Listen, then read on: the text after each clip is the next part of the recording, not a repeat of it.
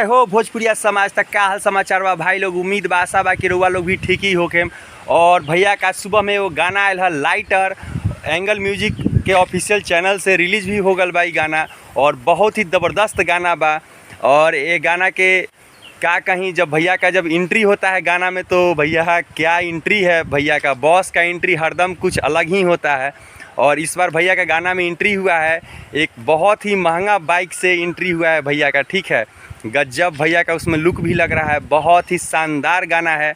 और साथ में शिल्पी राज की आवाज़ में ये गाना सुनने को आप लोग को मिलेगा, और बहुत ही सुंदर गाना है लाइटर। और जो लोग अभी तक ये गाना को नहीं सुने हैं, प्लीज़ जाके एंगल म्यूजिक के ऑफिशियल चैनल पर ये गाना अभी रिलीज़ हो चुका है, आप सुन सकते हैं गाना। और ये गाना को एकदम 1 नंबर पर भाई लोग ट्रेंडिंग में एकदम ला दीजिए, ठीक है।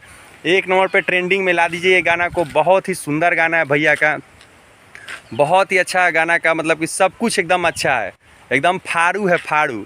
मार्केट में एकदम गर्दा मचा देगा ये गाना, ठीक है, एकदम गर्दा मचा देगा ये गाना भैया।